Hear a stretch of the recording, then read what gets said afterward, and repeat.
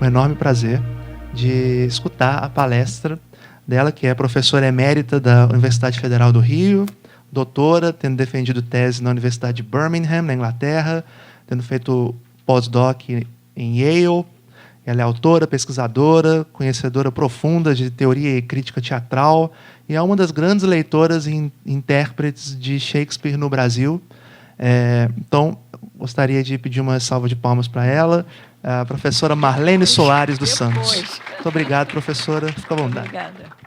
Bom, inicialmente eu queria agradecer ao Fábio e ao Marcelo pelo gentil convite, prazeroso também, de vir aqui falar para vocês sobre Shakespeare. É sempre um grande prazer falar sobre o meu poeta preferido, o nosso poeta, né? Eu, às vezes, esqueço que ele não é propriedade minha. E eu queria também, né, fazer um pequeno acerto no título da minha palestra, né? E veja, é um pequeno acerto. O título seria Shakespeare, o gênio original. Eu vou apenas colocar um ponto de interrogação. Shakespeare, o gênio original? Né? Bom, não, e pelo roteiro, vocês vão ver que tem uma epígrafe, né? He was not of an age, but for all time, escrita por um grande poeta contemporâneo e rival de Shakespeare.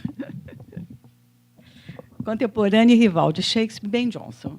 Então, inicialmente, eu vou colocar, já falei para vocês, um ponto de interrogação, e vou começar discordando da primeira parte da afirmativa de Ben Jonson, em um poema que ele escreveu para a primeira edição das obras completas de Shakespeare, conhecida como Primeiro Fólio, e que foi publicado em 1623.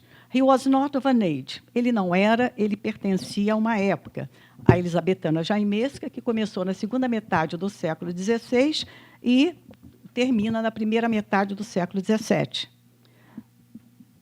em que se produziu, depois do teatro grego e do medieval, a maior explosão teatral do Ocidente.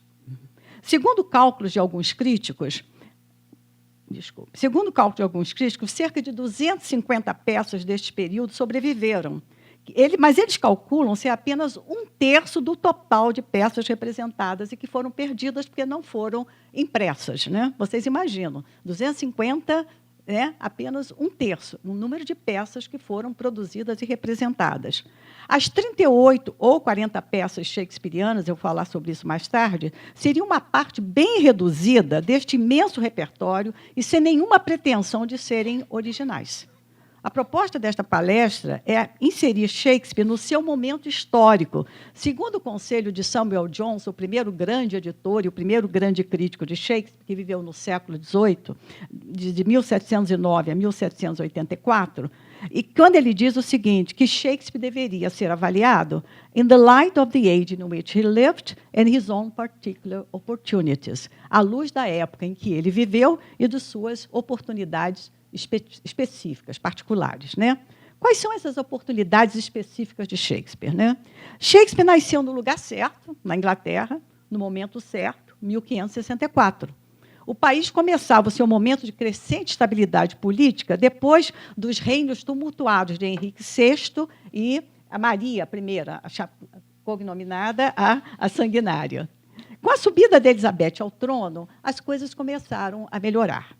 O Renascimento chegou tardiamente à ilha, mas, quando o fez, já trouxe uma bagagem enorme de inovações. O humanismo, vários textos clássicos já vinham comentados.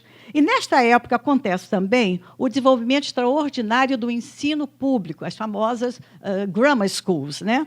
O alargamento do mundo com as viagens, os descobrimentos de novas terras, o crescimento de Londres, a maleabilidade da língua inglesa, ainda livre das amarras das gramáticas e dos dicionários, e o aumento do vocabulário devido à necessidade de cunhar novas palavras para traduzir os pensamentos dos autores clássicos e contemporâneos, né? O número de traduções aumentou tanto que esta foi chamada The Age of Translation, a era da tradução. Shakespeare conseguiu se beneficiar de tudo isso. Um dos poucos dramaturgos da época que não possuíam diploma universitário Ele adquiriu uma sólida formação humanística na Escola Pública de Stratford, que, na época, era uma cidade pequena, continua sendo pequena e era muito próspera, né? Eu gostaria de chamar a atenção para o currículo de ensino da época, porque ele foi fundamental para a carreira de Shakespeare. A língua de instrução era o latim, lido, escrito e falado. E o latim era, para a época, o que o inglês é hoje, né? Uma língua universal. Os alunos se exercitavam na língua através de traduções do latim para o inglês e de versões do inglês para o latim, liam os clássicos, representavam textos da comédia latina, Plauto e Terêncio, extremamente úteis para o futuro dramaturgo, eram os exercícios de retórica, com ênfase na eloquência para os seus futuros discursos e solilóquios, a imitação para copiar enredos e personagens, e argumentação, que tem um título muito bonito, Disputatio in utranque partem, que obrigava o aluno a ver os dois lados de uma só questão. Foi principalmente com este tipo de exercício que Shakespeare aprendeu o valor da dialética. Em Londres, ele se tornou ator e um dos sócios das companhias em que atuou, o que lhe dava mais liberdade para escrever. E também, sendo ator, ele sabia exatamente o que o ator queria dizer e como dizer, né? A época de Shakespeare é o teatro elizabetano e jainesco. Quando Shakespeare começou sua carreira, ele já encontrou um teatro florescente em Londres, com casas de espetáculos, né, como as hospedarias, né, arenas de lutas de cães e ursos e até teatros. Entretanto, é importante ressaltar que este teatro, apesar de alguns historiadores deixarem de fazê-lo, não surgiu de repente, depois do vácuo deixado pela grandeza do teatro medieval europeu, né, em geral, e do teatro medieval inglês em particular. Incentivado e patrocinado pela Igreja Católica, com a participação das guildas, que eram os sindicatos da época, ele teria sido minado e extinto quando a Inglaterra rompeu com a Igreja Católica em 1533. Mas a tradição teatral continuou, através das trupes dos atores itinerantes, que representavam as moralidades e interlúdios nas praças públicas, nos prédios das prefeituras e, principalmente, nas casas dos nobres. Na peça Sir Thomas More, que eu vou falar mais adiante, que data de 1600, é assinada por 5 autores, inclusive por Shakespeare, temos uma cena muito interessante. É a visita de uma trupe de atores, que se chamam The Cardinal Players, que seriam os atores, a companhia do cardeal, que chega à casa de Thomas More, na qual eles oferecem títulos de peças do seu repertório para que ele escolha uma.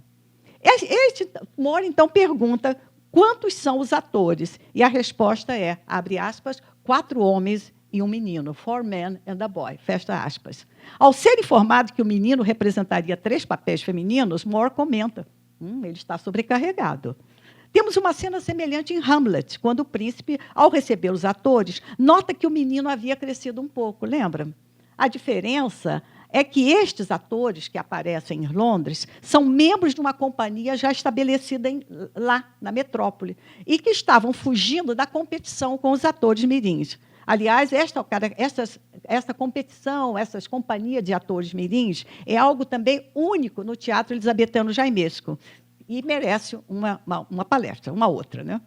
O que é importante ressaltar é que a tradição teatral inglesa foi ininterrupta, porque, às vezes, as pessoas pensam que o teatro medieval inglês foi absolutamente fantástico, há uma pausa e aparece o teatro elizabetano jainesco. Não é assim. Essa tradição continuou, não tão visível, mas ela era ininterrupta. Quando se ouve falar tanto do teatro medieval, se a gente não fala do papel fundamental das companhias itinerantes e do seu repertório, sempre cultivando, sempre incentivando o gosto pela arte teatral, né? Uma personagem famosa deste teatro é o Vício, que apareceria mais tarde em Shakespeare, nas personagens de Ricardo III e Iago, sendo este o mais perfeito resgate desta tradição teatral. Apesar da oposição da Prefeitura de Londres, que proibia que os teatros se instalassem na cidade e os empurrava para fora dos muros, né? Porque se lembram que antigamente as cidades eram muradas, né? O teatro só poderia ser construído nos subúrbios, que eram chamados de liberties, né? As liberdades. E, apesar também dos puritanos, que pregavam incessantemente contra a imoralidade exibida nos palcos, felizmente, tanto a Rainha Elizabeth como o Rei Jaime apoiavam o teatro por 2 motivos principais. entretenimento, eles precisavam se divertir, precisavam divertir as pessoas, os convidados que vinham, os visitantes ilustres, e também pela propaganda. Agora, esta propaganda era devidamente monitorada pela censura do Estado. Havia uma censura muito severa na época elizabetana. E havia um outro inimigo do teatro, além da censura e dos puritanos, que eram as epidemias de peste. De tempos em tempos, uma peste, né, aparecia. E os médicos, naquela época, não achavam que ela era transmitida através do contato com as pessoas. Eles não associavam a peste com os ratos ainda, né? Então, fechavam os teatros. E, nesse momento, por quê? Porque os teatros tinham uma aglomeração de pessoas. Então, eles queriam evitar aglomerações. Isso, para os atores, era uma sentença de morte, né? Porque eles ficavam sem trabalhar. Bom, os principais dramaturgos da era elizabetana, por favor, olhem, em negrita são os mais importantes para o Shakespeare, né? Os principais dramaturgos da era elizabetana eram John Lyly, Thomas Kidd, Anthony Munday, Christopher Marlowe, Robert Greene, George Peele, Thomas Lodge e Thomas Nashe. Com exceção de Lyly, que escreveu sua obra toda em prosa, todos os outros escreveram as suas peças em verso. Por quê? Porque este é um teatro que as pessoas iam a teatro para ouvir uma peça, to hear a play. Então, nos prólogos, o que a gente vê é quando eles pedem a atenção dos hearers, dos ouvintes. A palavra spectators ela vai aparecer bem mais tarde, né? Porque a ideia é essa, dear hearers, caros ouvintes, né? Então, aí a importância desse teatro, que é um teatro escrito em verso, né? E as pessoas iam ao teatro para ouvir verso. E como dizia uma famosa crítica, né, do teatro elizabetano, a estrutura do teatro elizabetano está nas palavras. Os melhores dramaturgos são também os maiores poetas. Bom, devido à demanda por novas peças, os dramaturgos poetas, ou poetas dramaturgos, não podiam nem tinham nenhuma preocupação com a originalidade. Eles se apropriavam das histórias inglesa e romana, mitos, folclore, contos medievais, peças antigas e até peças contemporâneas. O tráfico do teatro, como era chamado, the stage traffic, segundo a pesquisadora Janet Clare, envolvia competição entre as companhias, consequentes imitações, adaptações, empréstimos e colaborações. Estas, muito comum, é quando 2 ou 3 dramaturgos se juntavam para escrever uma peça. Os principais... Shakespeare participou de todo esse processo e, no início da sua carreira, sofreu uma grande influência de Lyly, Kidd e, principalmente, de Marlowe. Lyly, apesar de escrever em prosa, ele desenvolveu... Shakespeare aprendeu a falar sobre amor com Lyly, aprendeu a colocar vários personagens, contra ou digamos assim, argumentando com o outro. Essa troca, né, de ditos espirituosos, né, que vai aparecer bem mais, principalmente em trabalhos de amor perdido, né? E do Kidd, nós sabemos, né, que o Kidd escreveu, possivelmente, uma peça, Hamlet, que os críticos hoje denominam o Hamlet anterior, e que Shakespeare teria se inspirado nesta peça. E principalmente Marlowe. É tão grande a dívida de Shakespeare para com Marlowe que muitos marlovianos advogam há muito tempo, e até hoje, que a obra de Shakespeare foi escrita por Marlowe. Vocês sabem que a obra de Shakespeare já apareceram vários donos, né? E um dos donos é Christopher Marlowe. Quando se questiona que Marlowe havia morrido em 1593, bem antes de Shakespeare, eles argumentam que a morte dele foi falsa. Né? Marlowe era um espião, trabalhava para o serviço de espionagem da rainha Elizabeth e teria sido dado como morto para escapar de perseguição e morte. No exílio, que seria na França, ele teria escrito a sua obra e assinado com o nome de Shakespeare. Né? Não, é verdade, até hoje há uma forte, né, corrente marloviana reivindicando as peças de Shakespeare. A primeira fase da carreira de Shakespeare foi marcada pela produção das peças históricas e das comédias, estas, infelizmente, injustiçadas pela crítica em geral, e a shakespeariana em particular, por ser considerado um gênero menor. Né? Entretanto, é no final da fase elizabetana que Shakespeare escreve a sua obra mais conhecida, mais lida, mais famosa, mais citada, mais parodiada, mais reescrita, mais filmada e adaptada. Eu estou falando de Hamlet, né?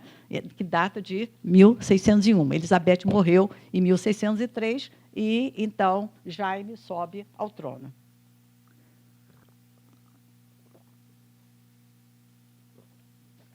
Desculpa. O teatro da Inglaterra jaimesca, né, com mais experiência e mais tradição, explode em talentos, entre os quais podemos citar George Chapman, Michael Drayton, Thomas Dekker, Ben Jonson, Thomas Heywood, John Webster, John Day, John Fletcher, Thomas Middleton, Francis Beaumont.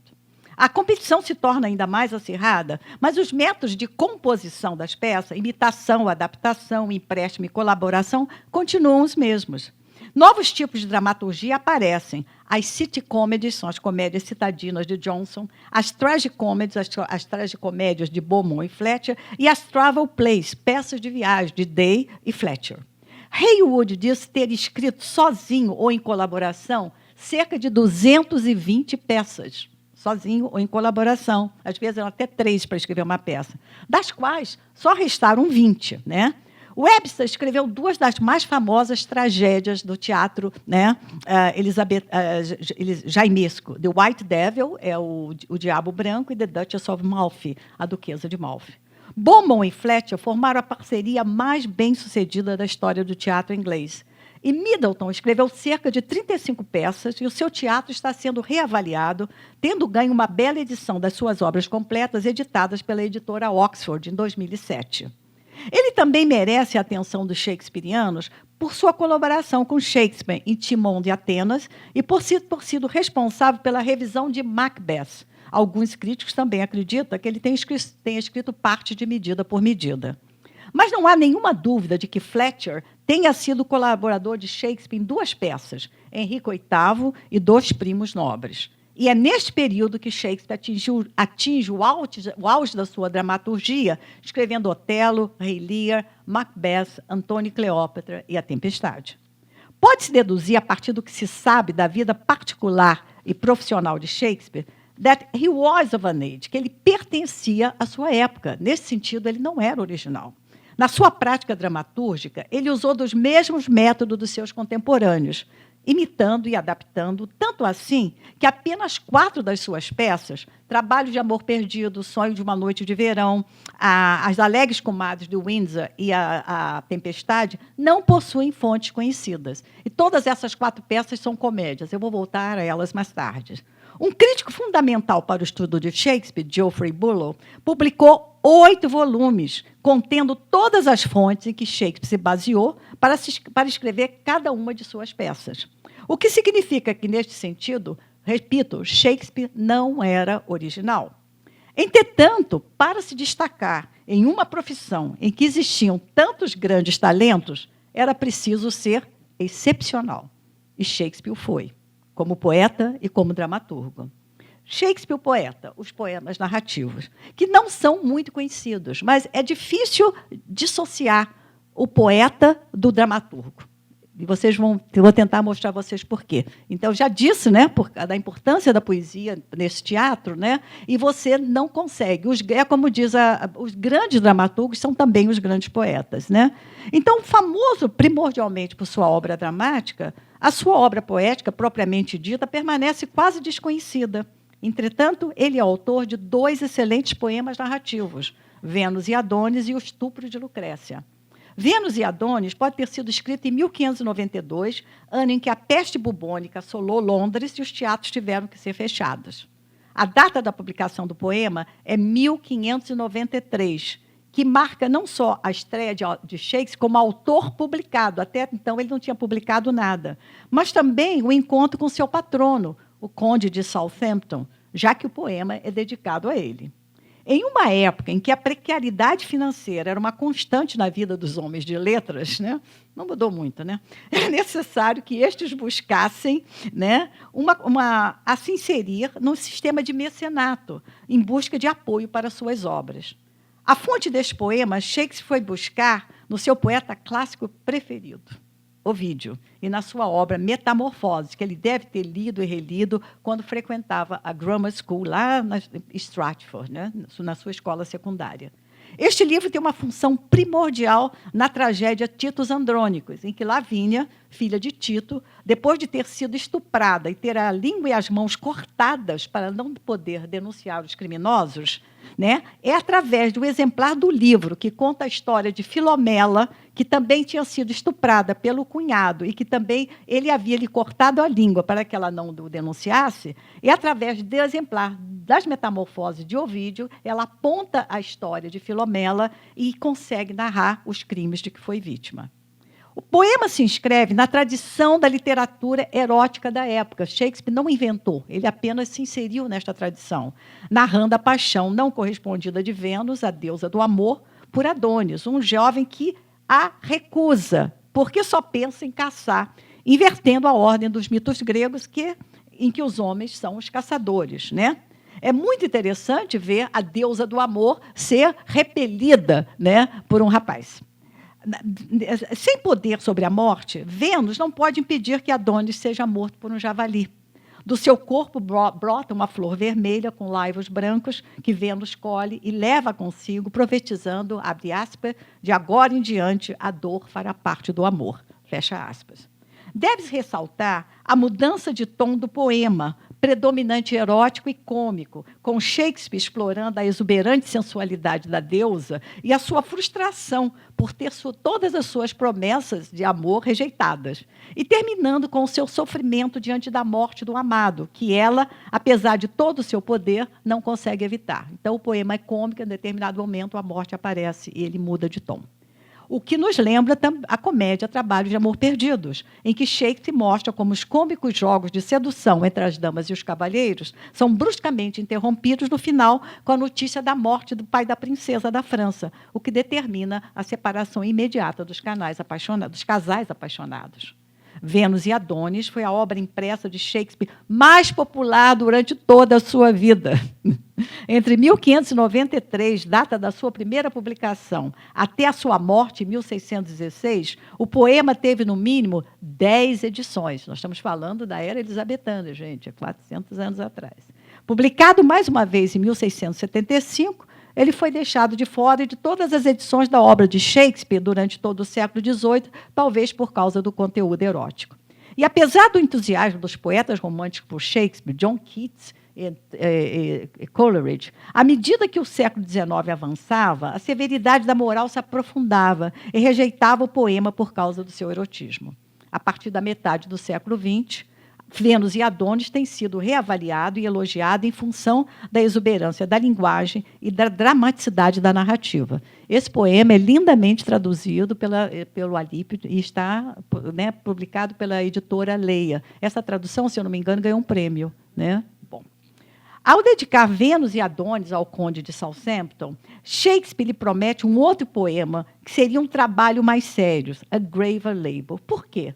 Por causa do desprestígio do trabalho dos dramaturgos. O teatro era considerado riff-raff. Riff-raff quer dizer coisas sem importância. Tanto que Thomas Bodley, o famoso criador da biblioteca Bodley em Oxford, né, um dia, quando o secretário dele ia a Londres, ele deu dinheiro ao secretário para comprar alguns livros. Mas, por favor, não me traga peças, porque a reputação da minha biblioteca seria manchada se eu, né, colocasse também peças de dramaturgos, né? Então, Shakespeare, devido ao grande prestígio intelectual da poesia, em detrimento do teatro, né, ele queria se tornar, talvez, o que se chamaria um poeta sério, né? Ele estaria mostrando que ele não era apenas um poeta do teatro, ele era um poeta sério. Por quê?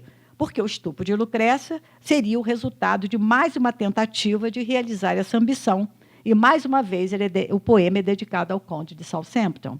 E, ao julgar pela publicação em 1594, o poema teria sido a única obra que ele produziria naquele ano, visto que a peste, mais uma vez, se encontrava instalada em Londres e os teatros fechados. Então, ele tinha tempo para escrever, né, poesia narrativa.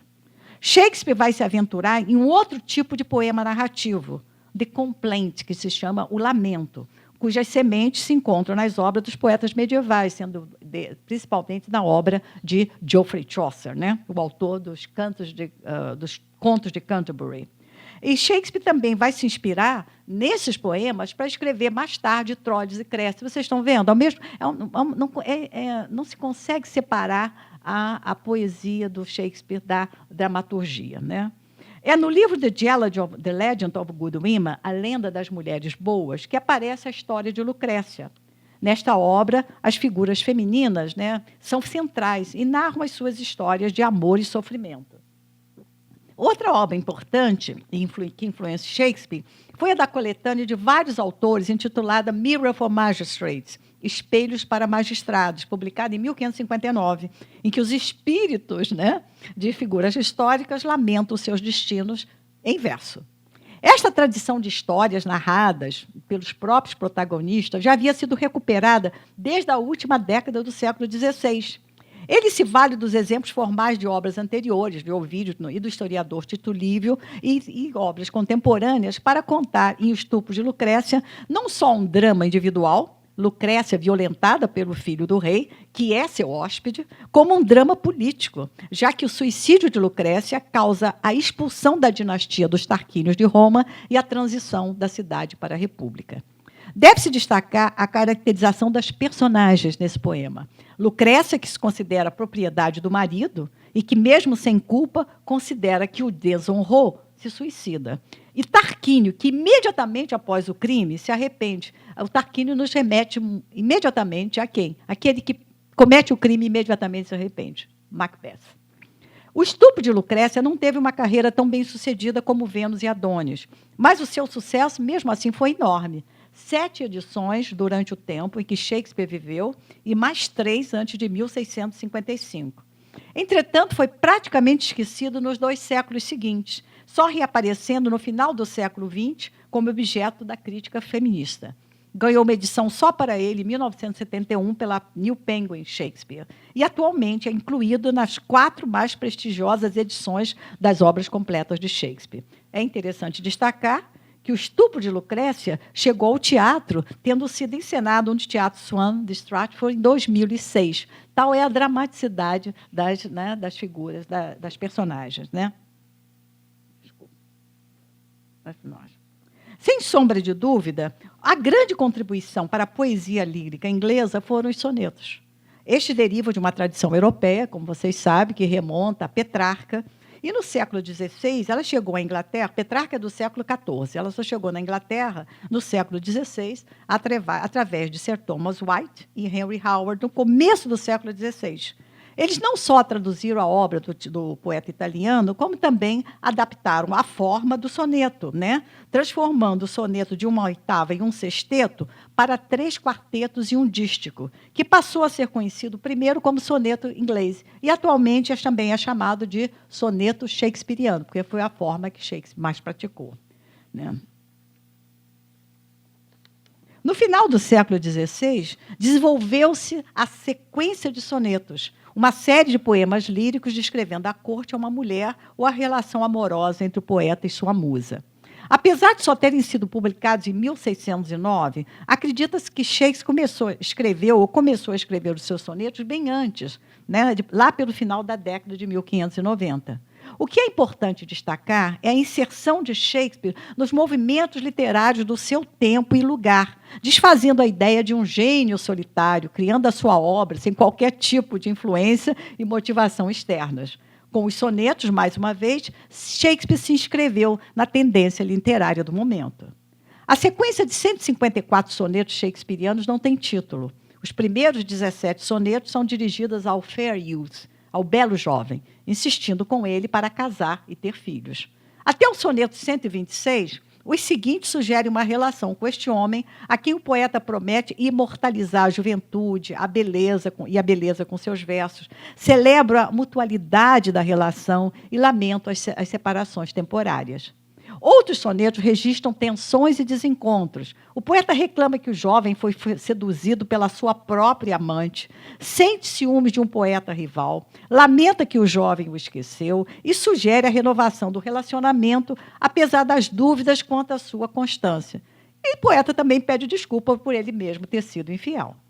Do soneto 127 até o 152, temos o chamado grupo da Dark Lady, que hoje ninguém sabe como traduzir. Seria a dama morena ou a dama negra, porque dark também tinha esse sentido de negritude. Dirigidos ou referentes a uma mulher que estava longe de ser o tipo ideal de beleza corrente. Pele clara, cabelos louros e olhos azuis, pois ela é morena, tem olhos e cabelos negros. Na sua maioria, os sonetos a reprovam. Ela é uma tirana, seus atos são tão negros quanto a sua aparência. Ela é uma adúltera que seduziu o jovem amigo do poeta, que se considera um tolo por amar uma mulher tão indigna. E ele sabe que só sente por ela uma grande atração sexual que não consegue dominar. E confessa estar dividido por um amor por um homem, right fair, bem claro, e uma mulher, colored will. Eu acho muito interessante, mal colorida. Então, ele trabalha com os adjetivos fair, e colored. A sequência termina com 2 sonetos, 153 e 154, que alegorizam o amor do poeta por meio de fábulas sobre o Cupido. Ao contrário dos poemas narrativos, Vênus e Adonis, o Estupro de Lucrécia, o livro de sonetos não fez sucesso. Em 1640, ele foi pirateado por um certo John Benson, que reordenou os sonetos, deu-lhes títulos e os heterossexualizou, mudando os pronomes masculinos para femininos. No século XVIII, o gênero estava fora de moda, e só com o romantismo no início do século XIX, eles ganharam prestígio. William Wordsworth, um dos primeiros românticos ingleses, começou a defender a forma e iniciou a celeuma ao afirmar que os sonetos eram autobiográficos e dizer que, com estes poemas, abre aspas, Shakespeare abriu seu coração. With this poem, Shakespeare unlocked his heart. E Robert Browning, também um poeta victoriano, já mais do final do romantismo, responde, se é assim, ele é menos Shakespeare. If so, the less Shakespeare here. E nos rastros da biografia, os críticos tentavam e ainda tentam identificar quem seria as personagens do jovem, da dama morena ou negra e do poeta rival. Desde então, a questão sobre a homossexualidade de Shakespeare vem dividida os críticos. Os que a defendem, baseada na sua linguagem homerótica, e os que a negam, já que Shakespeare, como grande dramaturgo, que sabia criar personagem e descrever sentimentos com base na sua imaginação e experiência, e não poderia muito bem ter criado um eu lírico. E, segundo o crítico Stanley Wells, Shakespeare, se ele não amou um homem, ele certamente compreendeu os sentimentos daqueles que o fizeram. Fecha aspas. No século XX, a sequência de sonetos continuou sendo muito popular, aparecendo separadamente em antologias de língua inglesa, literaturas de língua inglesa, em coleções de poesia lírica e entre os editores da Arden, eu estou citando as mais prestigiosas, da Oxford e da Penguin, lançando edições na última década do século passado e perpetuando a fama de Shakespeare como poeta lírico, que ela é muito, digamos assim, afastada da fama de Shakespeare como poeta dramático. Entre os acadêmicos que valorizam mais a riqueza da sua linguagem, a dexteridade da sua forma, destaca-se Helen Vendler, que é a grande especialista no soneto, escreveu um livro excelente, A Arte dos Sonetos Shakespearianos, que foi publicado em 1997 e continua sendo reeditado e lido até hoje. É interessante observar que Shakespeare também utilizou o soneto como recurso dramático. Vocês estão vendo como é que é difícil separar a arte do Shakespeare, o poeta da dramaturgia. Na comédia Trabalhos de Amor Perdidos, a poesia se apresenta como estratégia amorosa, já que os 3 aristocratas apaixonados a utilizam como meio de conquistar as suas eleitas. E surgem os 3 sonetos que foram publicados em uma antologia sem atribuí-los a Shakespeare. Essa trilogia chamava O Peregrino Apaixonado.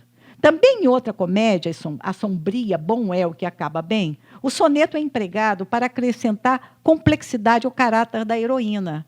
A elogiada Helena parte em perseguição ao marido Bertrand, que a recusa, que não a quer, e deixa uma carta para sua sogra em forma de soneto. A artificialidade da forma e as desculpas ali contidas lançam dúvidas sobre a sinceridade da protagonista. Henrique V, a última peça da tetralogia, que compreende, né, Ricardo II, mais a primeira e segunda parte de Henrique IV, um soneto é usado como epílogo para anunciar os males que acometerão a Inglaterra por causa da morte prematura do rei. Né? Henrique V morre muito jovem e o seu filho Henrique VI é um bebê e a Inglaterra vai enfrentar a famosa Guerra das Rosas. Né? Mas é na tragédia Romeu e Julieta que o soneto cresce de importância, sendo utilizado 3 vezes. Os 2 coros, né, que abrem o primeiro e o segundo ato, respectivamente. O primeiro ato já conta, alguém diz, estragou, porque o primeiro ato, o primeiro soneto já diz o que vai acontecer. Então, se está interessado na história da peça, não precisa ler, basta ler o soneto. Né? E abre também o segundo ato. Né? E, mais importante, o momento que marca o primeiro encontro do casal é um diálogo em forma de soneto, e que vai continuar, nós temos uma estanza, mas é interrompido pela chegada da ama. Né? O público elisabetano jaimesco, que ia ao teatro to hear a play, ouvir uma peça, acostumado a ouvir poesia, facilmente detectaria a mudança de ritmo dos versos brancos para os versos rimados do soneto. Ao fazer isso, Shakespeare pretendia isolar e marcar este momento como o momento mais crucial da tragédia. O reinado de Jaime, vamos falar sobre Shakespeare, o dramaturgo, agora. Né? Chegamos lá. O reinado de Jaime I, fracassado politicamente, é lembrado, entretanto, por estudantes de literatura, por ter sido a época em que foram publicados os 2 maiores livros da literatura inglesa. Uma nova tradução da Bíblia, em 1611, conhecida como King James Bible, a Bíblia do rei Jaime, e a coletânea de peças shakespearianas, em 1623, que ficou famosa como The First Folio, o primeiro fólio, que vocês têm aí na segunda página.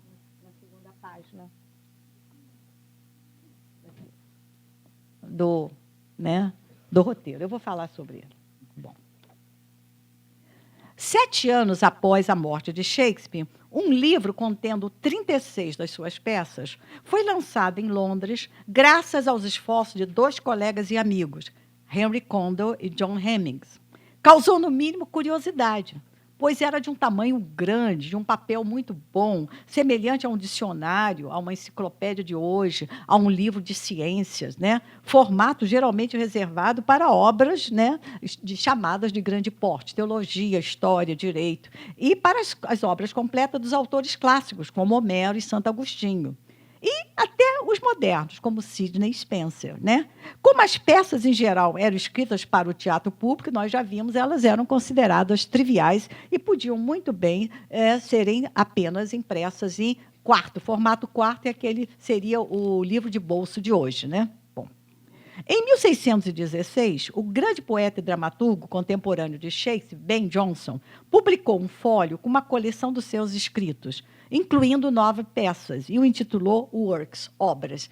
O do Ben Jonson tinha as peças, mas tinha também a parte de prosa e também a parte de poesia. Né?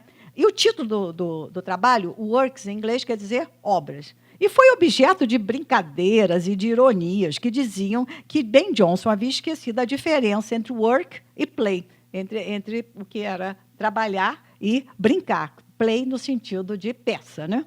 A importância do primeiro fólio é realmente considerável. Não só porque ele foi a primeira edição das peças completas de Shakespeare, como também foi o primeiro livro em formato de fólio publicado na Inglaterra, dedicado exclusivamente a peças. O teatro ganhava status de literatura com letra maiúscula e Shakespeare era alçado como autor maior. Das 36 peças no fólio, 14 já haviam sido publicados anteriormente no formato em quarto ou simplesmente quarto e considerados de boa qualidade. Entretanto, 4 das 22 peças restantes foram impressas em quartos que deixam muito a desejar e são chamados de bad quartos, são os quartos ruins. Estes são textos substancialmente condensados e, no mínimo, parcialmente deturpados, possivelmente reconstruídos de memória. O fólio também cresce em importância quando resgata do esquecimento, gente, metade das obras dramáticas de Shakespeare, né, que não haviam sido publicadas anteriormente. Sem o fólio, olhem só as obras que nós teríamos perdido. Júlio César, Antônio e Cleópatra, Macbeth, Como Gostais, Noite de Reis, A Tempestade. Digna de nota é que Péricles e os dois primos nobres, se vocês olharem aí, nós vamos examinar depois, não foram incluídas, enquanto Troilos e Cressida foi, mas não consta do índice. Ela está no... Isso é catálogo, quer dizer índice. Ela está no fólio, né, mas não está listada. Né? Acredita-se que aproximadamente 750 exemplares foram impressos, ao custo de 1 libra, um preço altíssimo para a época. Entretanto, isto não impediu que o livro fosse um sucesso comercial durante todo o século XVII. O segundo fólio foi publicado em 1632, o terceiro em 1663, 1664, gente, mais ou menos. E o quarto fólio em 1685. No século seguinte, apareceram as sucessivas edições das obras de Shakespeare, mas até hoje o primeiro fólio é o livro mais cobiçado e, consequentemente, o mais caro. Segundo Eric Rasmussen, no seu livro, né, Os Roubos de Shakespeare, A Procura dos Primeiros Fólios, né, o privilégio de possuir um ou mais exemplares do primeiro fólio parece ser uma espécie de fetiche entre os super ricos. E ele vai dar exemplo. Né? Ele cita o caso do presidente da Standard Oil Company, que era a Henry Clay Folger, né? Que chegou a comprar 82 livros e terminou ao fundar a Folger Shakespeare Library, né? Em Washington, com outros fólios. Né? A Folger é famosa, né? Todos os shakespearianos conhecem de nome, tem um trabalho belíssimo. E ele, apesar de ser um empresário, ele teve a sorte de casar com uma mulher que tinha se formado em literatura. Né? Então, foi contaminado pelo entusiasmo da esposa, e parece que eles trocavam presentes assim, né? Presente de casamento era era um fólio, presente de aniversário era um outro fólio, né? Bom. E ainda tem outros super ricos ainda, né? E mais recentemente, segundo Rasmussen, Paul Allen, cofundador da Microsoft, em 2001, pagou 6 milhões de dólares. Eu conferi, viu, gente? 6 milhões de dólares. E, no ano seguinte, Sir Paul Getty pagou 7 milhões por um único exemplar. E ainda, segundo Rasmussen, há 22 exemplos do primeiro fólio no mundo em bibliotecas públicas e privadas. Quem achar um vai ficar milionário da noite para o dia. Deve-se chamar a atenção para a frase que está no início aqui, em cima do retrato dele, published according to the true original copies. Publicado de acordo com as verdadeiras, né, cópias originais. Não é verdade, porque hoje sabemos que críticos textuais detectaram vários vestígios dos quartos utilizados em texto de algumas peças.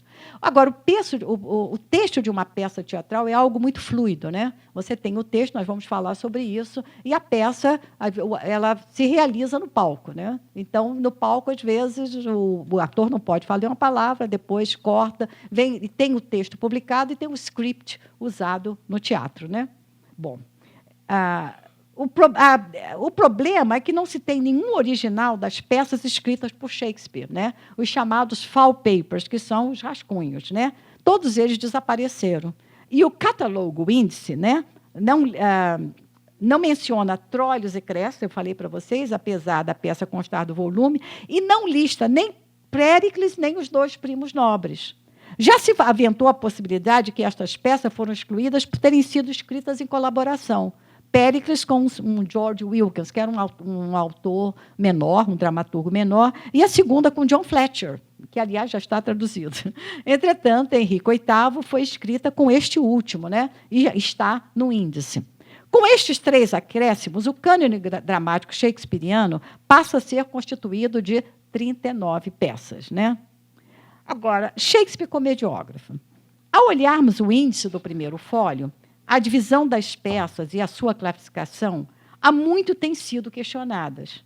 A Tempestade e o Conto de Inverno, que aparecem entre as comédias, mas Cymbeline, rei da Britânia, listada entre as tragédias, foram destacadas do grupo e reunidas sob o rótulo de comédias tardias ou tragicomédias.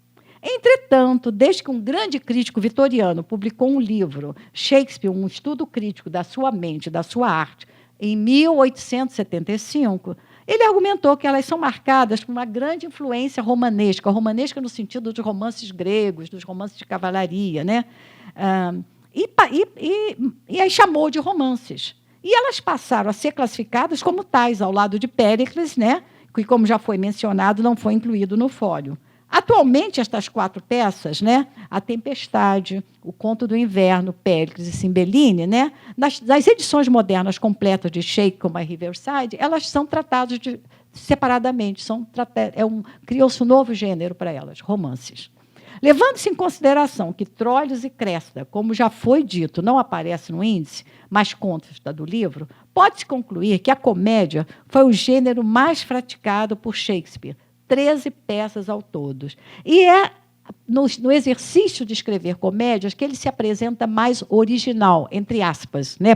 Como eu já falei para vocês, desse número de comédias, 4 nós não temos nenhuma fonte, né, conhecida até hoje. Né? E esta conclusão ainda pode ser reforçada se levarmos em conta 2 peças perdidas atribuídas a eles. Nós temos Trabalhos de Amor Perdido e tem uma peça chamada Love's Labour's Won, Trabalhos de Amor Ganhos ou Recompensados. E Cardenio, baseado em um episódio do livro Dom Quixote, né, do seu genial contemporâneo espanhol Miguel de Cervantes. Coincidentemente, não sei se vocês sabem, Cervantes morreu no mesmo ano e teria morrido no mesmo dia de Shakespeare. A diferença é que a Inglaterra ainda usava o calendário juliano e a Espanha já usava o calendário gregoriano. Mas eles teriam morrido no dia 23 de abril, e muita gente também diz que Shakespeare teria morrido no dia do seu aniversário. Isso nós não sabemos. Sabemos que ele foi batizado no dia 26 de abril. Naquela época, geralmente, esperava-se 2, 3 dias para batizar as crianças. Mas seria incrível, né? Ele morre, né? Nasce e morre no mesmo dia. Né? Bom, essa peça, Cardenio, teria sido baseado no Dom Quixote. A primeira edição de Dom Quixote data de 1605. Né?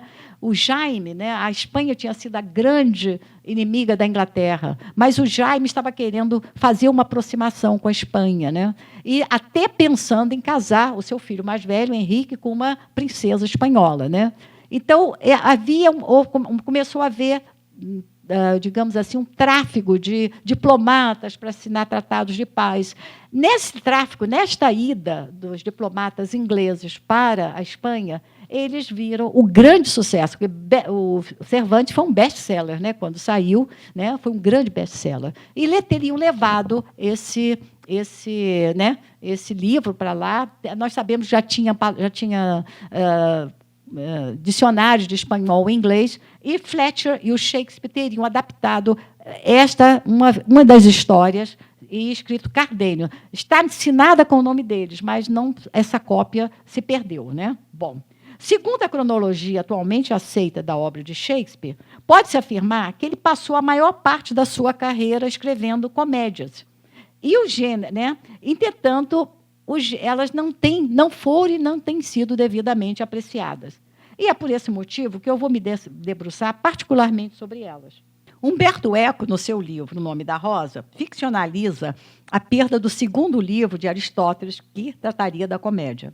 Como consequência, estabeleceu-se o domínio da tragédia por ter sido brindada com uma discussão pelo famoso filósofo naquele que é considerado o primeiro livro de crítica literária. Devido ao prestígio das tragédias, em geral, e as de Shakespeare em particular, somente a partir da metade do século passado em diante é que as suas comédias começaram a merecer a atenção da crítica. Um gênero de difícil definição, a comédia era tradicionalmente contrastada com a tragédia e saía perdendo. Seus personagens não seriam nobres ou de elevada posição social, seu final seria feliz e seu objetivo era apenas provocar o riso no espectador. Esta finalidade evoca uma outra pergunta de difícil resposta. Por que rimos? O psicanalista Sigmund Freud e o filósofo Henri Bergson, entre outros, tentam descrever esta característica que distingue a comédia da tragédia, sem conseguir totalmente. Talvez as dificuldades de enquadrar o gênero se devam, em parte, ao sentido literário e antigo da palavra comédia, que, antigamente, comédia designava qualquer tipo de peça, sendo os atores chamados de comediantes, mesmo ao representarem tragédias. Né? Em Paris, você ainda tem o teatro dos comediantes, vocês têm a Comédie Française, né? Que não quer dizer exatamente que vão apenas, né, a representar comédias. Né? E um outro fator que distingue o gênero cômico do trágico é a sua riqueza de subgêneros. Patrice Pavis, no seu dicionário de teatro, lista 17 tipos de comédia e apenas 3 tipos de tragédia. A falta de popularidade das comédias se reflete nas adaptações fílmicas shakespearianas, né?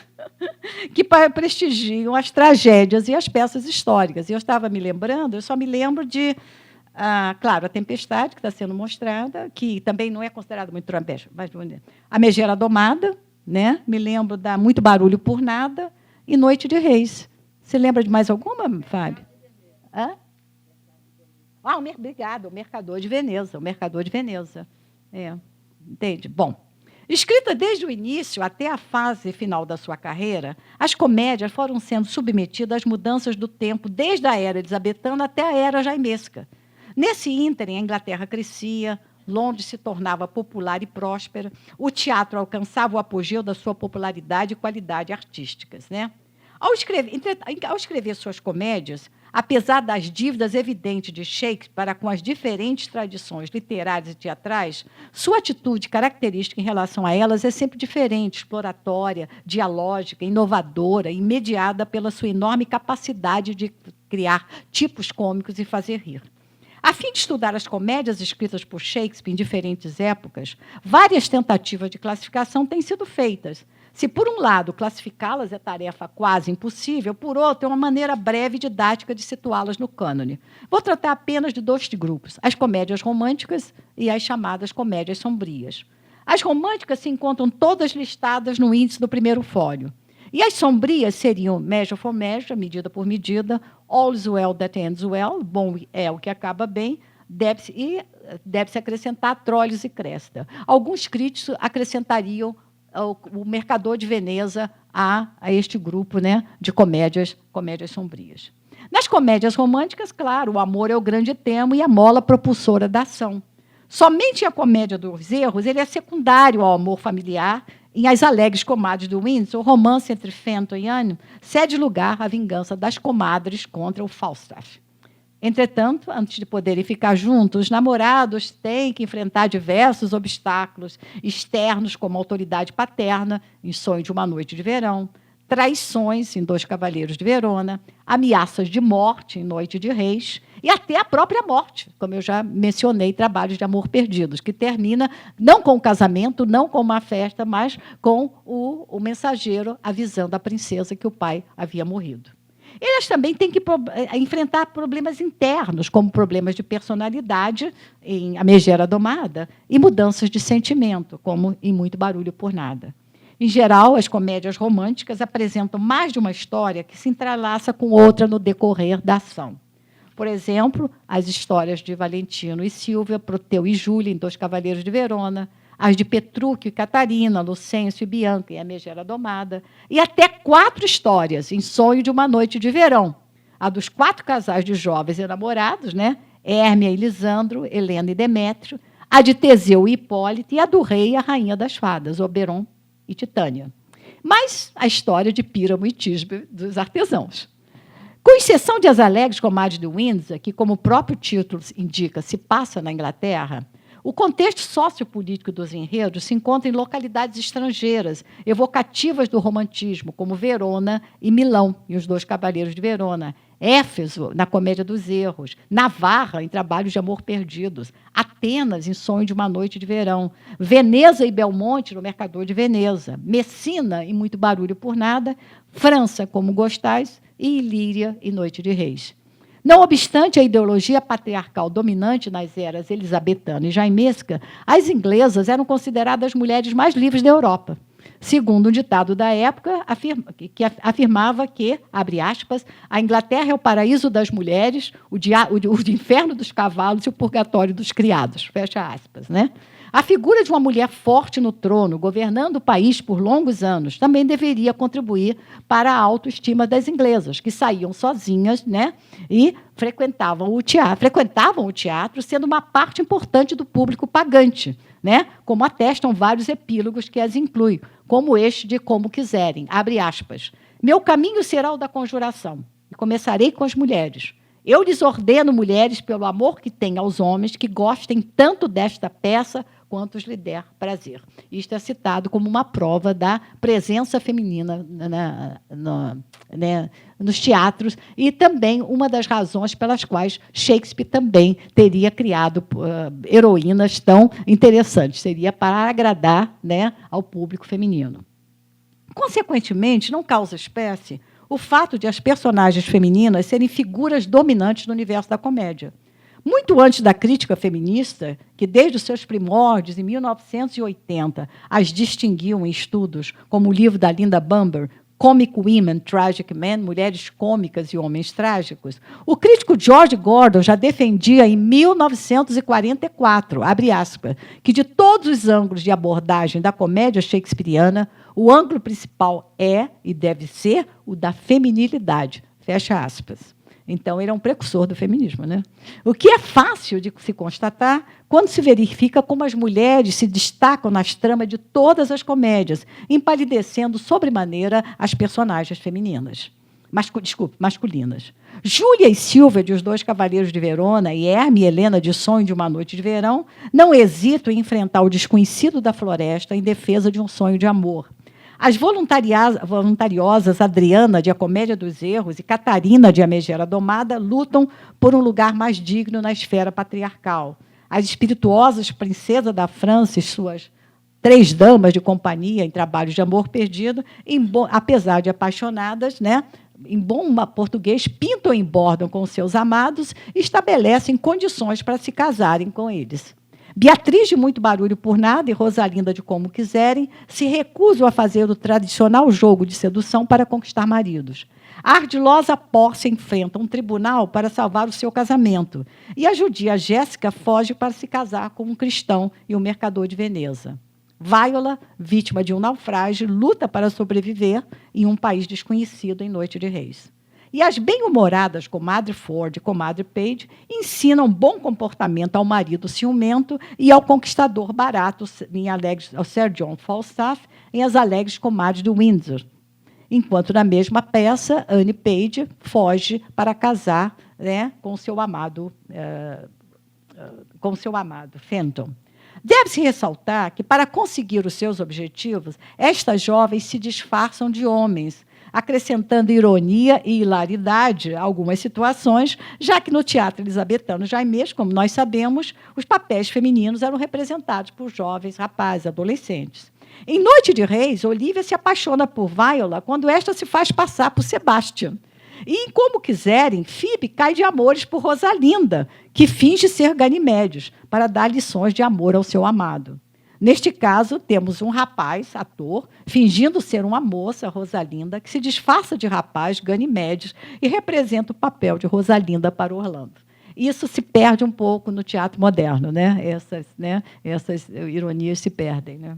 Os heróis, em sua grande maioria, empalidecem totalmente diante das heroínas e não merecem grande atenção. Nem vou falar muito neles. As exceções são Byron, de Trabalhos de Amor Perdidos, Petrucci, de A Megera Domada, e o Benedito, de Muito Barulho por Nada, que se mostram capazes de conviver com as personalidades fortes de suas respectivas amadas, Rosalinda, Catarina e Beatriz, dialogando com a sua inteligência e enfrentando a sua destreza linguística.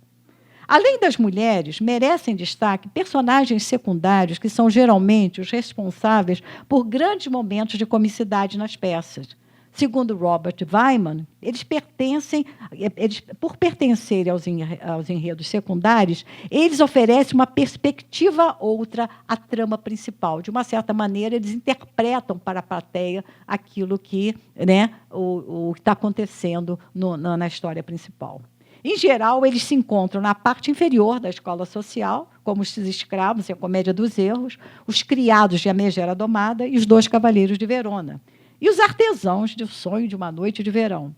Shakespeare, democraticamente, também cria tipos cômicos e risíveis entre os aristocratas, como Sir Toby Belch e Sir Andrew Anctick em Noite de Reis. E o que dizer de Sir John Falstaff, de As Alegres Comadres de Windsor?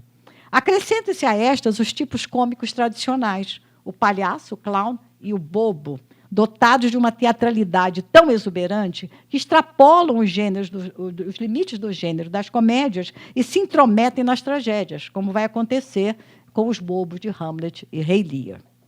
Quanto ao convencional final feliz das comédias, as shakespearianas, em geral, desafiam a convenção.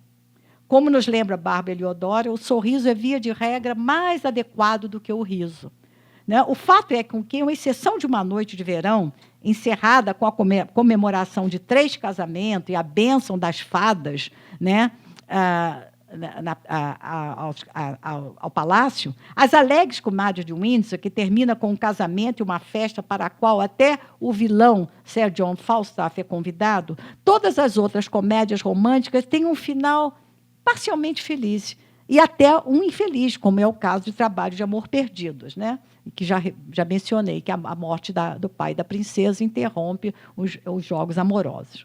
E como reconhece Byron nessa peça, abre aspas, João fica sem Maria. Sem sua rédea, senhoras, teríamos uma comédia. Então, ele chama atenção para o fato de que a comédia não vai terminar bem, porque as senhoras, né, têm que sair, têm que voltar para ver o casamento, o enterro do pai da princesa. Medida por medida, tudo está bem, bom é o que acaba bem, e Troilus e Cressida, são chamadas de comédias sombrias ou peças-problema, porque as histórias de amor cedem a discussões sobre poder, honra, justiça, misericórdia, ética e sexualidade. Alguns críticos, por considerá-las extremamente sérias e analíticas, veem semelhança entre elas e o moderno drama de ideias. Aliás, eram as preferidas de Bernard Shaw. Troilus e Cressida é difícil de qualificar porque tem uma história textual bem complicada, já que foi publicada em quarto com 2 folhas de rosto diferentes. Uma ela é intitulada História, e na outra é descrita como comédia. E no primeiro folho, ela está impressa entre as peças históricas e as tragédias, quer dizer, nem mesmo os autores do folho sabiam como iam classificá-la. Há também quem inclua O Mercador de Veneza nesta categoria, devido às leituras focadas na discussão, né, ética do antissemitismo. Os contextos sociopolíticos destas 3 peças envolvem conflitos em que o Estado intervém na vida das personagens. Assim é que, em Troia e Cressida, a guerra entre Troia e Grécia, com uma consequente troca de prisioneiros, separa os jovens amantes. Viena, governada por Ângelo, substituto do duque Vincêncio, interfere cruelmente na vida de alguns súdios, enquanto o duque, disfarçado de frade, manipula quase todos em medida por medida. E, bom é o que acaba bem, o rei da França obriga Bertrand a se casar com Helena e, como consequência, ele foge para a guerra. Ainda nestas comédias, o romantismo fica por conta dos lugares em que elas se passam. Troia, Viena, França, Florença, né, que Shakespeare o privilegia para desenvolver as suas tramas, para falar sobre coisas sérias, o poder dos governantes, a crueldade e a futilidade da guerra, a moralidade como responsabilidade do Estado e os preconceitos que limitam a felicidade individual, assuntos que deveriam interessar ao seu público. É relevante constatar que as personagens femininas, na época, representadas por meninos ou meninas adolescentes, são tão encantadoras nas comédias românticas, são consideradas ambíguas nas comédias sombrias por um bom número de críticos. Cressida, condenada por trair Troilo, é, ao mesmo tempo, desculpada pela sua posição desconfortável de filha de um traidor e por ser moeda de troca nas transações entre gregos e troianos. Isabela, em Medida por Medida, ganha admiração pela sua eloquência e determinação em defender o irmão da pena de morte, mas perde ao condená-lo impiedosamente, porque ele tem medo de morrer e pede que ela se entregue a Ângelo para salvá-lo. Helena, que a princípio comove pela sua simplicidade e amor por Bertrand, em bom é que o que acaba bem, paulatinamente suscita dúvidas sobre o seu caráter e a justeza, né, da sua obstinação em desposar um homem que não a ama e a despreza por ela ser socialmente inferior. Tanto Isabela como Helena participam do truque, né, de substituição na cama. Para enganar Ângelo, Mariana, sua antiga noiva, toma o lugar de Isabela na cama. E para enganar Bertrand, Helena, agora sua esposa, toma o lugar de Diana, a quem ele tenta seduzir. Por sua vez, as personagens masculinas deixam muito a desejar em termos de personalidade e comportamento. O sofrimento de Troilo, o arrependimento de Ângelo e a mudança de Bertrand não chegam a convencer. Nestas comédias, a morte surpreende por se fazer eternamente presente. A ameaça de morte medida por medida, em bom é o que acaba bem, morte fictícia em bom é o que acaba bem, e muitas mortes em Troia e Cressida. Pode-se perguntar, então, onde se encontra a comicidade? Ela fica a cargo das personagens secundárias. Em medida por medida, os habitantes do submundo de Viena, a dona de um bordel, o seu empregado e um criminoso, que se recusa a obedecer à pena de morte, mas um policial simplório e Lúcio, descrito como um fantástico, né, e que aparece, né, dominando as cenas cômicas da peça. Em Bom é o que acaba bem, o humor fica a cargo do bobo Lavache e o amigo fanfarrão de Bertrand. É difícil qualificar as falas cínicas, críticas e obscenas de Thersites, condenando tudo e todos em Troia e Cressida. Talvez o seu humor cáustico se aproxime das intenções do autor de provocar o riso a fim de liberar as tensões de uma trama tão condenatória da falta de valores éticos e morais. Como se pode depreender, depois do que já foi dito, o final destas comédias sombrias não poderia ser feliz. Em medida por medida, Ângelo desposa Mariana, ameaçado de morte pelo duque, e depois de ter tentado desonrar Isabela. E esta nada responde quando o duque a pede em casamento. Em Bom é o que acaba bem, Bertrand só aceita Helena depois de julgá-la morta e acusar Diana de ser prostituta para negar que tentou seduzi-la. Consequentemente, ajuda aqui, Fábio. Acho que segurou. Acho que está bom. Acho que segurou. Obrigada. Consequentemente, vocês estão ouvindo? Pairam grandes dúvidas sobre o futuro desses casamentos. Quanto a Troia e Cressida, o final cruel do caso de amor dos jovens, a morte de Heitor, que desencoraja toda a tropa, e o conhecimento do público sobre a derrota dos troianos sobre os gregos, não deixam dúvidas quanto à tristeza que domina o final da peça, apesar da determinação de Troilo de continuar lutando. Empalidecidas pelos prestígios das tragédias, as comédias shakespearianas não são lidas, nem encenadas, nem filmadas com a frequência que merecem. Na Inglaterra, a que goza de maior popularidade é Sonho de uma Noite de Verão, frequentemente representada nas escolas, porque o número de fadas pode incluir um grande número de alunos de todos os tamanhos, né?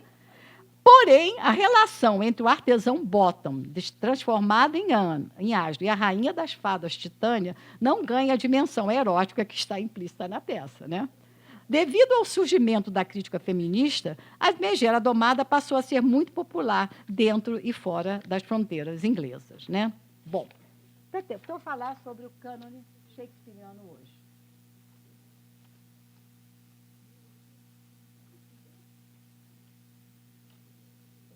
Eu quero achar o meu, peraí.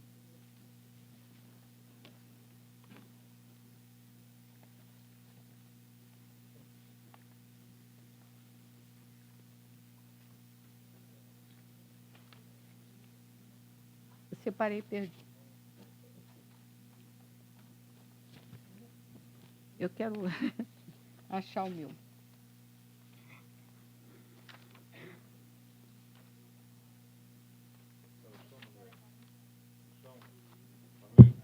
Ah, obrigada. Ah, tá, obrigada. Bom, eu queria falar sobre o cânone shakespeariano hoje, né? Na época em que foi publicado, o primeiro fólio resgatou 18 peças do esquecimento. Hoje, ele já não nos serve mais de guia, uma vez que estudiosos e editores buscam contribuir para que outras peças sejam resgatadas e acrescentadas ao cânone shakespeariano. Eu queria chamar a atenção, por favor, vocês podem pegar o texto?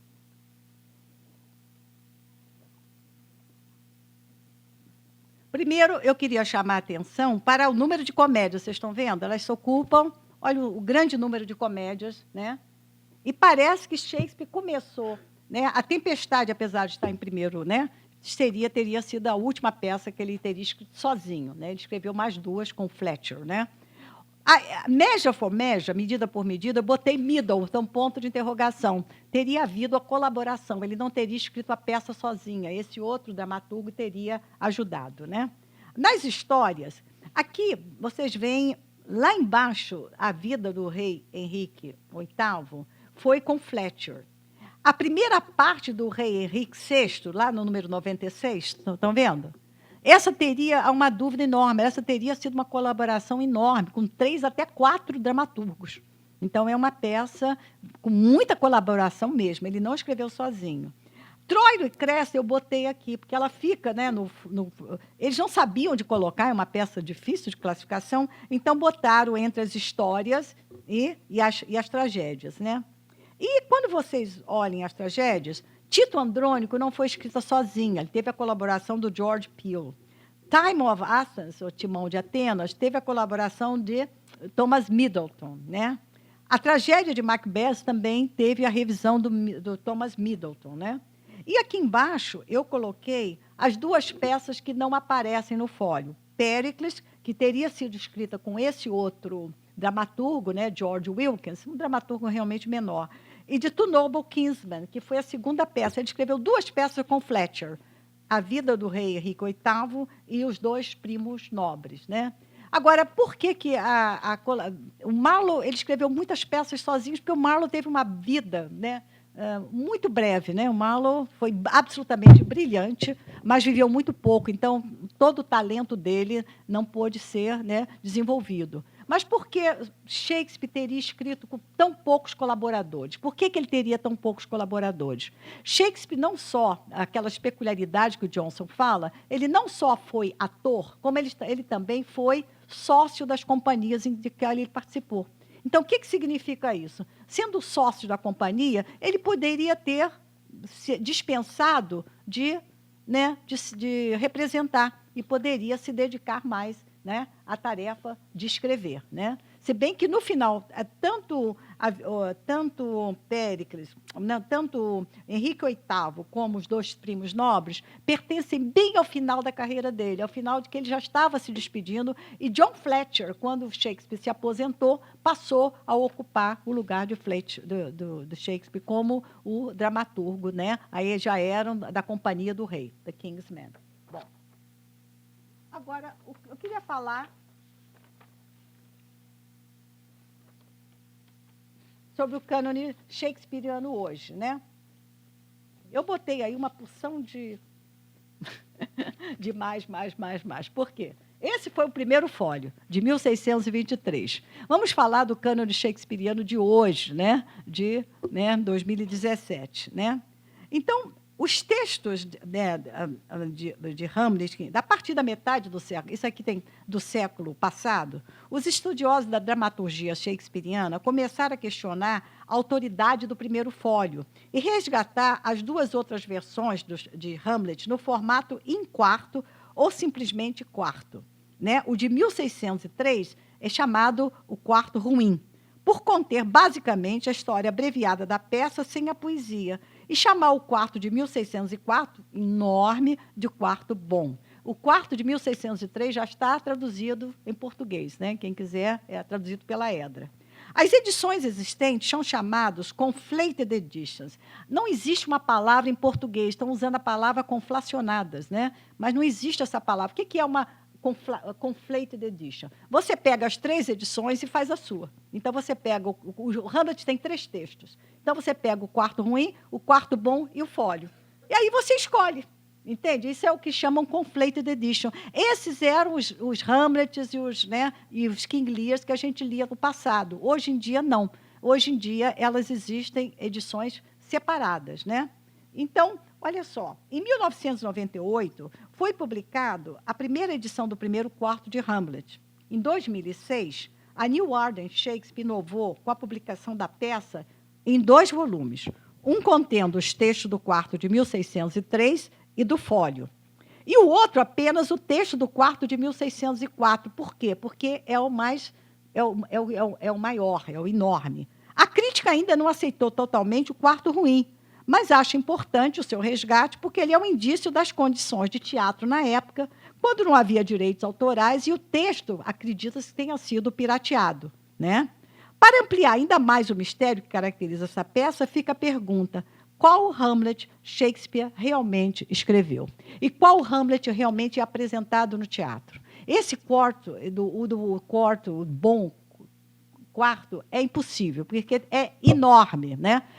É enorme, mas, ao mesmo tempo, ele tem coisas que, quando as pessoas representam, tem um famoso solilóquio, é o último solilóquio de Hamlet, então ator nenhum abre mão desse solilóquio. E quando a gente quer, no meu caso, também ver Hamlet como uma peça política, é importantíssima, porque no fólio não aparece, mas no quarto bom tem uma cena e o que o Hamlet vê o Fortinbras, né, atravessando a Dinamarca para ir conquistar a Polônia. Então, eles se cruzam. E é nesse solilóquio que o Hamlet decide que ele precisa tomar, ele olha o exemplo do Fortinbras, até gentil, chama o gentil, é uma das piadas que ele chama o Fortinbras de Gentle Prince. O Fortinbras de gentil não tem nada, né? Então, os atores, eu estava lendo a biografia de um ator, ele disse: não, eu briguei com o diretor, desse solilóquio eu não abro mão. Então, o que a gente vê quando a gente pensa que vê um Hamlet filmado, que a gente vê um Hamlet encenado? Seria impossível representar o Hamlet do quarto. Seria mais de 4 horas, né? Então, o que os atores também fazem? O que os diretores também fazem? Eles conflacionam, eles escolhem, né, a ideia que ele... Então, é por isso que determinadas leituras, às vezes a gente, sem querer parecer pernóstica, a pessoa faz uma leitura, aí você pergunta: mas qual Hamlet que você está lendo?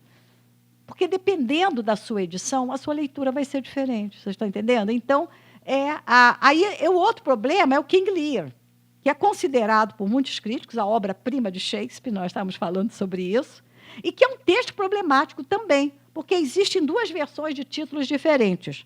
Existe The History of King Lear, publicado sobre a forma de quarto, em 1608, e The Tragedy of King Lear, e a tragédia de King Lear, que é incluída no primeiro fólio. Supostamente uma revisão da primeira, mas omitindo 300 linhas e acrescentando outras 100.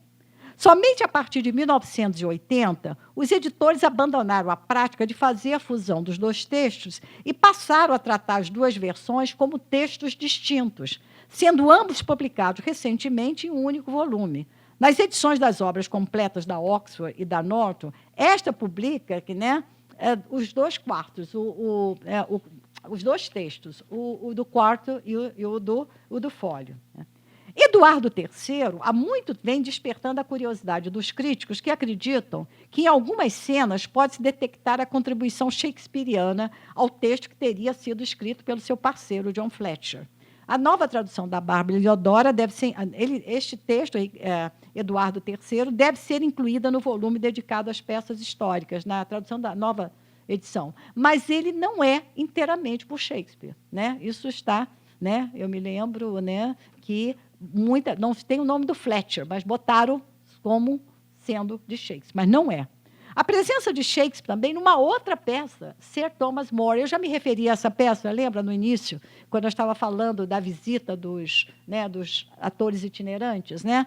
Então, a presença de Shakespeare em Sir Thomas More, um documento que é muito importante, que mostra a censura dos textos teatrais na época, foi escrita por 5 autores.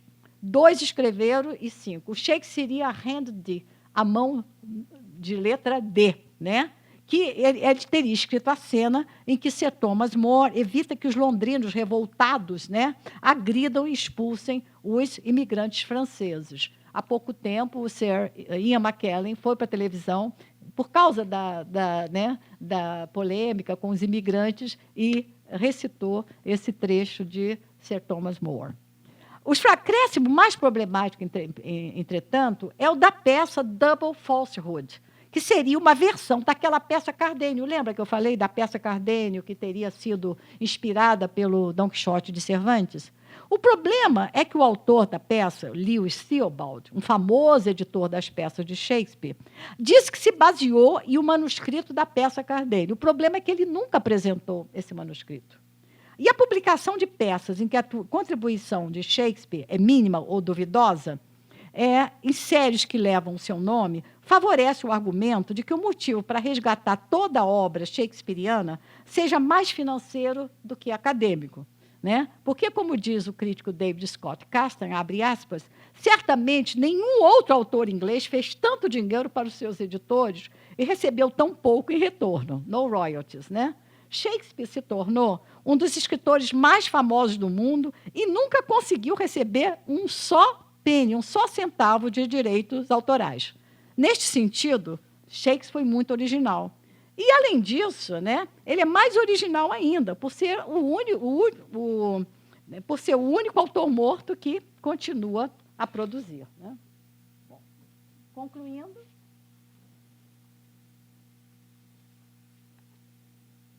Vou achar a conclusão.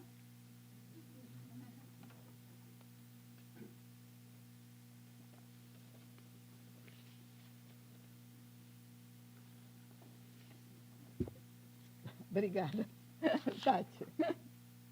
Bom.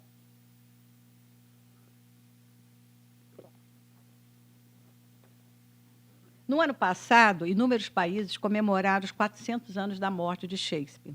E a pergunta que sempre se impõe, por que ele é tão presente ainda hoje, no nosso contemporâneo, há 400 anos?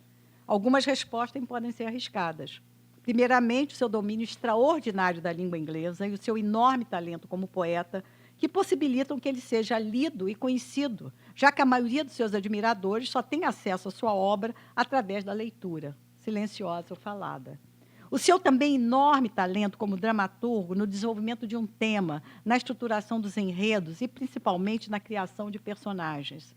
Alguns críticos dizem que ele inventou o homem moderno. Harold Bloom vai mais longe e diz que ele inventou o ser humano. As suas personagens parecem o resultado de um profundo estudo das identidades humanas, das suas motivações e emoções. Ele as apresenta em relação à sociedade em que estão inseridas e o universo em que elas se movem. Shakespeare não é dogmático, não faz apologia a nenhuma religião ou a algum regime político, e deixa vácuos e estabelece ambiguidades que nos possibilitam mais de uma leitura das suas peças. Em Shakespeare, até os maiores vilões, como Aaron, de Tito Andrônico, Ricardo III, Macbeth e Edmundo, de Rei Lear, apresentam laivos de humanidade. Como tentei mostrar, ele não foi exatamente original, mas definitivamente foi genial. Ben Jonson tinha razão. Ele não era de uma época, mas a todas. Ele não pertencia a uma época, mas pertencia a todas, até hoje. Obrigada. Vocês? Obrigada.